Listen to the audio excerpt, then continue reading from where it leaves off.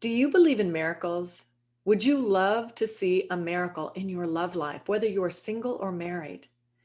It is possible. All you have to do is trust and believe. Hi, I'm Sherry Nichols, and I want to welcome you to The Miracle in You, a show that is dedicated to bring you hope and inspiration through real life stories of people just like you and I from all over the world who have experienced trials and tribulations, dire diagnoses, really tough times, and made it through to the other side to be victorious. Today, I am super excited to bring you an interview that I did with Dr. Gay Hendricks. He not only is one of the premier experts on the planet for love and relationships, but he himself went through a time where he had complete dysfunctional relationships. And so today he is going to be sharing with us the one question that he asked God that allowed him to move out of relationships that never seemed to work, that were always filled with heartache and problems and discomfort, to meeting the love of his life and remaining in a very solid, committed, bonded, loving relationship for over 3 decades now. I am honored and thrilled to have the amazing and brilliant Dr. Gay Hendricks with us. He is an expert on what it is that keeps couples together and how to further enhance their relationship. And today he is going to talk to us about conscious loving at home and in the world. Welcome, Gay. Thanks a lot, Sherry. Great to be with you. As I said, it is a deep honor to have you here with us, and I am really looking forward to your wisdom and brilliance in the area of conscious loving ever after. And I know that you've written a couple of books on conscious loving, your latest one being Ever After. So I was wondering if we could get started with having you describe the difference between unconscious loving and conscious loving. Yes, most of us are kind of born into unconscious loving because we grow up, many of us, I know I did, growing up around folks who maybe weren't so good at communicating about their emotions, or they weren't so good at knowing how to deal with anger or know how to deal with their own frustrations. And so unconscious loving involves acting out of old patterns instead of consciously choosing what you want to experience in your relationship.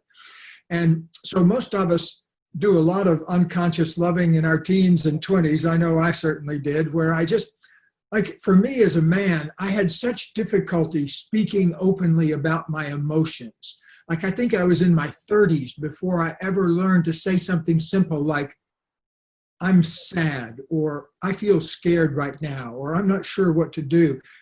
I just concealed a lot of myself behind a wall of defensiveness. And there are really only a few patterns that really cause the most trouble in relationships. But one of them is stonewalling or withholding, where you're not being open and honest with the other person. And also the flip side of that, on the listening side of that, unconscious loving is about listening with listening filters, where you're listening for criticism, or you're listening to be right, or you're listening to make the other person wrong. So those are all old patterns that many of us grow up with and learn based on things we saw being around us when we were kids. For me, that lasted really well up into my early 30s. I met Kathleen, when I was 34 years old, and I had, I think, my very first conscious loving conversation with her. And may I tell a little story here? I would love you to tell a story. Yes, please. Okay. Well, in 1979, probably long before you were born and all of your listeners were born, I found myself having an argument one day with my then lover that I'd been kind of on and off with for 5 years. And we had one of those kind of relationships where we'd get together and everything would be great for a little while, a week or a month or 2 months, and then everything would fall apart. And then we'd do it again and fall apart. So we had been playing out this pattern actually for several years. And I think part of me was simply exhausted with it. So one day I don't know where it came from, but I just got the idea that I would ask the universe directly, almost like a prayer that said, what is it that I'm doing wrong in my relationships that if I corrected it, things would flow and I would be able to have the love of my life in present right now. And so I got kind of a download that there were three things I was doing wrong. One was I wasn't always being honest. In fact, I was very seldom being honest about my feelings and other things. I tended to stonewall and conceal things rather than revealing things. And the second thing, I had a bad tendency when stress came up in the relationship, I would blame the other person. And so, but she would never sit there and take it. She would blame me. And so I'd blame her, she'd blame me, and we go round and round and round. I hope none of this sounds familiar to your viewers, but I suspect it might. The third thing, which I hadn't really ever thought of before, I realized that if I wasn't being true to myself and open to my creative expression, if I weren't tapped into my creativity, I got frustrated and I took it out on the relationship. So I noticed this relationship between my creative expression and my relationship. So when I was engaged in whatever I was doing creatively, I didn't blame in my relationship, but when things weren't going well inside, I would tend to take it out on the relationship. So I figured out those three things. And so I got out of that relationship and I decided to spend some time on my own. Well, the following amazing thing happened.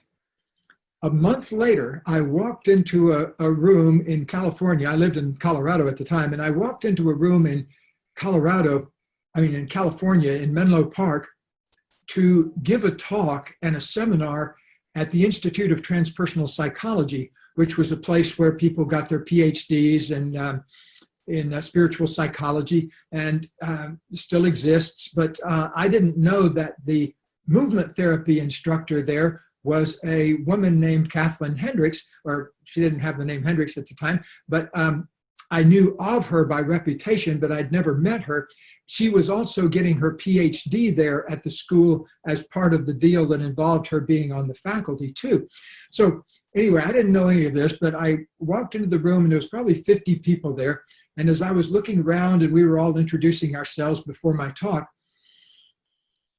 I saw this one woman over there and I said, wow, that is a fabulous looking woman. And I got to figure out some way to talk to her. And so during one of the breaks, I was trying to figure out a way to go over there and meet her and say hello to her. But she came over and talked to me. And she came over to ask me a question. So I didn't even have to do it. And that's the way manifestation works best, isn't it? When things just come to you automatically. So I had the following conversation with her. I said to her, I feel very attracted to you. I just blurted it out.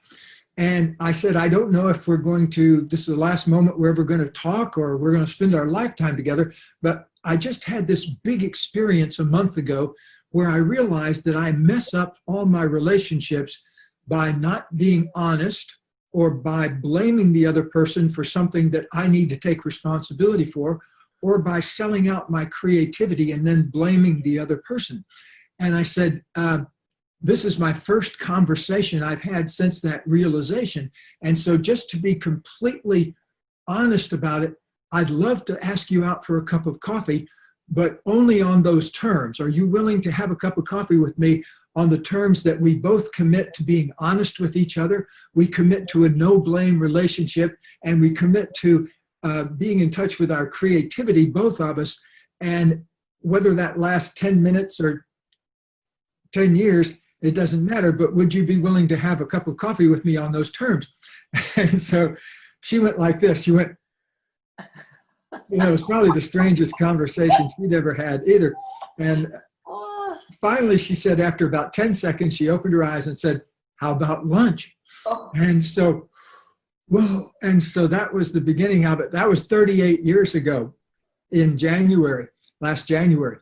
And so we're now in our 38th year of having that kind of relationship. And that doesn't mean it was always easy from the very beginning, because we would hit snags, like stumbling blocks and speed bumps, where we would forget about all that and then get into blaming each other or criticizing each other. But then we would find our way back to those basic commitments about revealing rather than concealing, and taking responsibility rather than blaming the other person, and being committed enough to our creativity so that we were acting out of our creative impulses on a daily basis, and then not criticizing the other person because we were out of touch with our own creative expression. So that, I think, kind of captures the difference between unconscious loving and conscious loving. Conscious loving is when you really get clear about what you want in your relationships, and then you invite other people to participate with that, and then you get on the journey of making good on your commitments. That's conscious loving. And so I love that story. And so it sounds to me like unconscious loving has more to do with blaming, taking things personally, or maybe being codependent, looking to other people to help you feel that you are lovable, instead of coming to the table, like, as you were saying, where you're consciously taking responsibility for how you're showing up and how things are pretty much playing out between the two of you. Yes, a lot of people get into a contract or an entanglement in relationship rather than commitments. And the entanglement is around, if you won't grow, I won't either. And so people make a pact that way unconsciously oftentimes. In conscious loving, you make a different kind of agreement. You say, we're on a spiritual path together. You see, relationship is an incredible spiritual path, just as powerful as meditation or yoga or anything else, even more, because you don't get any time off. Most of us don't do yoga 24/7. We take a little time off. But does relationship ever give you time off? No. And it's good, because we need something in our lives that constantly invites us to be our best, to make good on our highest intentions. And so, like I say, if you don't treat the newspaper boy well, you're not going to treat your spouse well either. You can't make distinctions in relationship between who you're going to tell the truth to and who you're not going to tell the truth to, and who you're going to listen to and who you're not going to listen to. So those kinds of things, that's why I like the title Conscious Loving at Home and at Work and in the World, because you see everywhere in the world there are relationships, like in the political world and in the military world and in every aspect of life. There are relationships that need to be flourishing, or if not flourishing, they're going to be withering and dying. And so conscious loving, our books, like you mentioned Conscious Loving and the new one, Conscious Loving Ever After, they're really instruction manuals about how to live in that state of flowing intimacy all the time. And I love that, Gabe. That is really, really powerful. I would like to ask you, though, what about, because I talk to so many women who are in relationships where it's pretty one-sided, where, because I guess, and you can tell me if I'm interpreting this wrong, but this works the best when both partners are on board with this idea of that they're going to be conscious in the relationship. And what about those people where, one person is and the other person isn't, and they're feeling like like it's hopeless, or they're feeling like, why should I try, because I'm not getting the response that I want? How does that fit into this? Well, you've touched on a really important point, Sherry, because the biggest problem I think that people have to overcome is that sense of despair, where you've tried a whole bunch of times and aren't just getting anywhere. But let me say this about it, it's very rare in any kind of relationship for both people to wake up at the same time. Usually one person wakes up first and takes more activity in changing the relationship. what I recommend is go ahead and do your awakening. Don't wait for the other person to wake up. Go ahead and, you see, because everything in relationship, it's not about preaching to your partner about how they ought to do it. It's about setting an example of being honest and setting an example of taking responsibility rather than blame. It's not about saying to your partner, you need to be more honest or you need to quit blaming. That generally doesn't work, because anytime we dig in our heels like that, it usually creates more of a polarity with the other person. So the person that wakes up first just needs to get about the business of practicing the principles that they feel are important. So learn them on your own. Either the other person is going to come along, sometimes reluctantly, or they're not, and you may leave them behind. And that happens a lot of times in relationship. I'll just give you a statistic that's really interesting. I'm not saying this to put men down, but there was a study done about who makes the call when a couple calls to make an appointment for the first time to see a relationship therapist or a counselor. And 96% of the time, it was the woman that made the call in a heterosexual relationship. 4% of the time, the man picked up the phone and said, hey, we'd like an appointment. So that may give you a little bit of indication, you see, because I know as a man, I was around so many women in my 20s who said to me things like, you need to be more in touch with your feelings. Why can't you just say it when you're angry, or say it when you're hurt, or say it when you're scared? Or why don't you just tell me what you want? But it was like digging it out of me with a spoon, you know? It was like, I just was so defensive back during my teens and my 20s. I thought I was right about everything all the time, and especially in relationships. And so my point of view was, you needed to change and get more like me. And so, but the other person would never say, okay, they would say, no, you need to change and be more like me. And so we would get into these incredible stuck places that would sometimes go on for weeks at a time. And I just find that so exhausting. One of the greatest things about my relationship with Katie, that, you know, is the luxury of being in that kind of wonderful relationship, is it took us maybe the first 10 years or so of our relationship to get to where we were always being honest with each other, where we were always taking responsibility rather than blame. But, you know, we've had now 20 or 30 years of living in a blame-free relationship. And that makes a tremendous amount of openness, open space that can be used to create your own life, to create your own creative fulfillment. And you know, like we've lived in this house for since 2001, and neither one of us have spoken a critical word to the other since we've lived in this house. Wow. And it's quite an amazing to people walk into our house and they say, wow, the energy feels unusual in here. And it's not just the decor, it's, I think they pick up on the vibes, if you will, of what's been going on in here for the last 15 years. So one of the things I feel proudest about in my life is I grew up in a very critical family. People were always bickering, always, and blame, you know, blame. It was always somebody's fault. To create a relationship where that doesn't happen anymore, it feels like eating dessert 24 hours a day. Absolutely. So what are the key skills that you feel make that relationship flow so that everybody can get to that place of delicious, you know, dessert in their life? Well, the first thing you do, you have to make certain specific commitments. Some of them are detailed in the books, but let me just tell you what a few of them are, the key ones. Number one, you have to commit to revealing rather than concealing.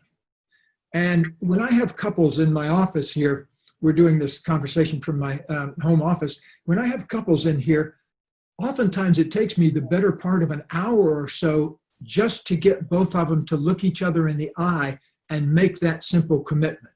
I commit to revealing to you rather than concealing. Here's another commitment. I commit to listening to you free of my listening filters, my habitual listening patterns. Number three, I commit to taking healthy responsibility when issues come up rather than defaulting to blame. That's a tough one because, as you probably noticed, if you turn on the news, this is a very blame-oriented society, all the way to the very top. You very seldom see one of the senators or the president or anybody say, I take responsibility for what happened. It's always, I blame the Democrats, and the Democrats blame the Republicans, and both of them blame somebody else. And so I'm tired of living in that kind of world. And so I decided to do something about it. And, we've had people we've worked with who are presidential candidates and people like that, and they're changing the world by making a new set of agreements. And that is an agreement to be honest with their partner and the world rather than to conceal. A third thing that I think all of us need to do is make a sincere, heartfelt commitment to our own creative expression.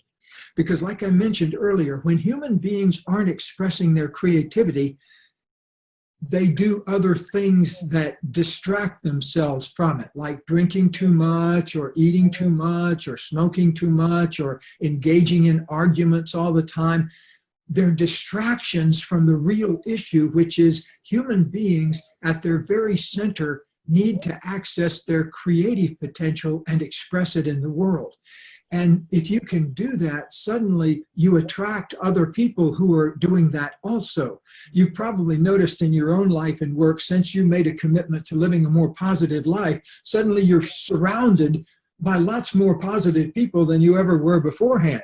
It's just the nature of this. It's physics. If you adopt a new set of vibrational tones in yourself, more loving to yourself, more honest, more taking responsibility in a healthy way, that attracts other people into your presence who have made those commitments. And so you really don't have to do as much work you don't have to go to as many singles bars to attract a partner. You just start putting out those kind of vibes and you'll see what happens. Yeah, no, I couldn't agree with you more. And it almost feels like magic that people will hold the door open for you, or they'll just do things that are so nice for you. And it's just reaching into that vibrational state where you're operating at that same level as that kindness that's out there. So I love that you have brought that to the forefront here as well. And sometimes though, Gay, it's things happen. We all have curveballs that happen in our lives. And so they can stir up a lot of feelings. And I know feelings play a big part in relationships. So can you describe important feelings that we really need to pay attention to and how to deal with them so that we can make those conscious commitments, and stay true to the things that we'd really like to build upon in relationship? Yes, there are only three big feelings that people get stuck on when they come in here. One of them, probably the biggest one, is not knowing how to express their anger in a friendly way. Mm-hmm. So what happens is they stonewall, don't admit they're angry, don't admit it to themselves, and then boom, out comes a blast. And so it's a 10-second problem to communicate a feeling. It's like, I feel angry right now. The second one is sadness or hurt. I feel sad right now. Excuse me. A third one is, I'm scared. So those are all what I call 10-second problems, because it only takes 10 seconds to say any one of those feelings. But I can promise you, I've had people in my office here that have stonewalled for 20 or 30 years and haven't ever said any one of those 3 10-second statements. Another thing that's so important, I keep coming back to this issue of taking healthy responsibility, because when you're blaming another person, what's happening there is you're scared down inside that something, in other words, you're blaming another person usually for something that you don't even know how you're connected to it. So, for example, many of us blame the other person for limiting our creative freedom, but it's really our own commitment to our creative experience inside that makes the difference. And so if you blame other people, you're taking the responsibility for your creativity and giving it to a whole other person. And that's, of course, giving somebody way too much power. So what we need to learn how to do is to take healthy responsibility, not blame ourselves for things, because blaming ourselves is the same as blaming somebody else. But let me give you an example.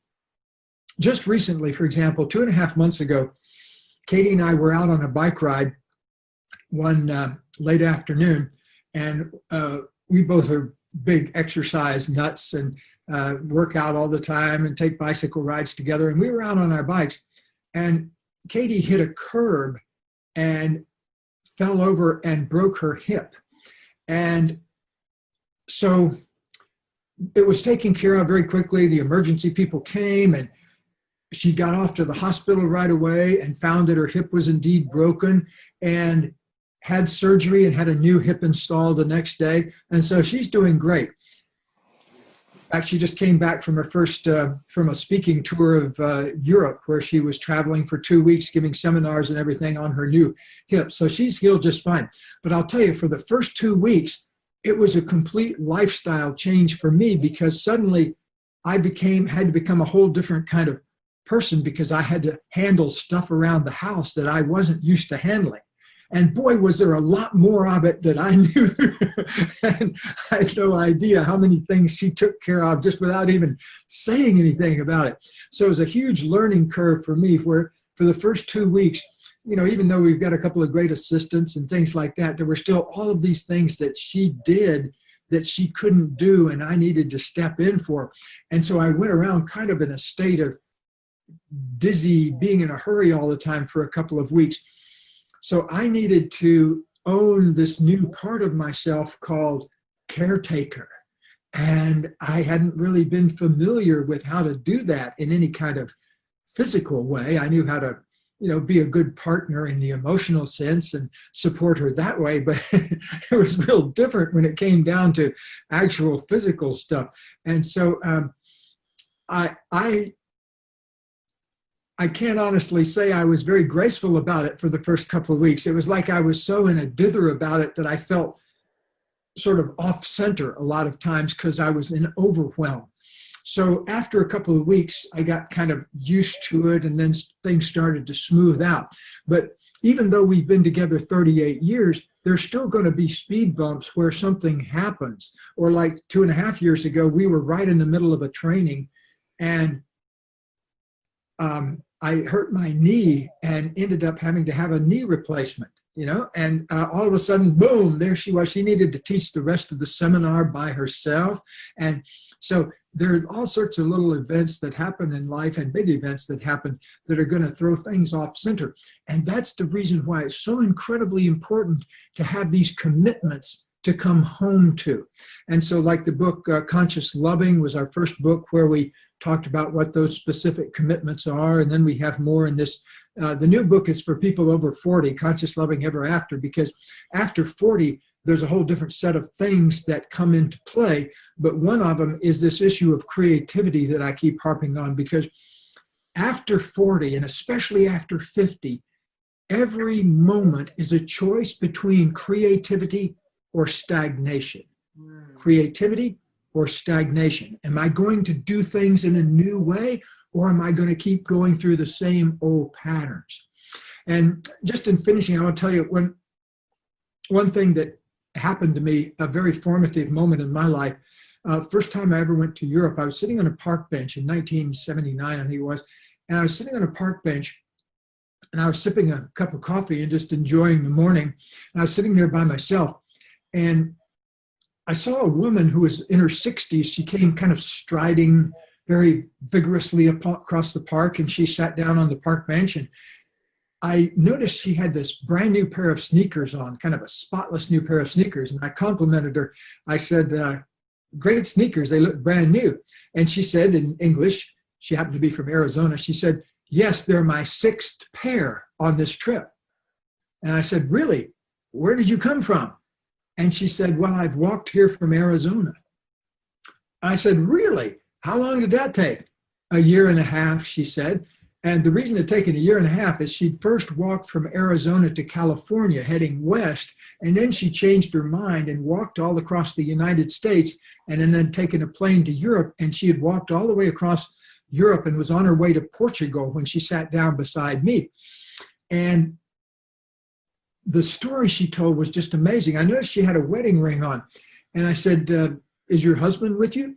And she said, oh no, he wanted to stay home in Arizona. She said, sometimes he'll fly over and visit wherever I am, but I gave him his choice. I said, you want to come? And he said, no, he had his favorite TV shows he wanted to watch.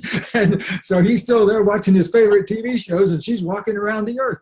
And I really respect that so much, because to me, following a creative impulse at any age is a great thing, but to follow that kind of creative impulse when you're 65 years old, that's the thing. She retired from being a school principal when she was, I think, 62, and got this idea of walking around the world.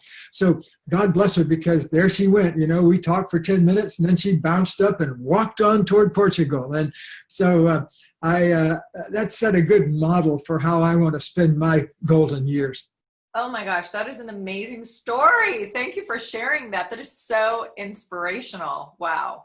So Gay, and one last question that I have for you. I would love to ask you if you have a love bite, a last love bite. And what I mean by that is just a practical tip, a gem that you can share with the audience that they could put into practice right away.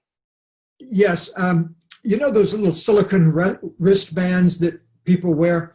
Well, we have those that we give out at the end of our trainings, and it simply says on it, breathe, move, love. Because using your body, especially in emotional situations, is so important to stay alive with your breathing and not kind of shut down to feeling. The second thing is, life is movement. We need to move more. And that's, they say sitting is the new smoking. Well, it's okay to sit, but remember to breathe and move, but above all, love things as they are. Love as much as you can from wherever you are, because your ability to love yourself determines how much you can love other people. So the more you can unconditionally love yourself, the more it invites other people into your life who love themselves. Breathe, move, love. I absolutely love that.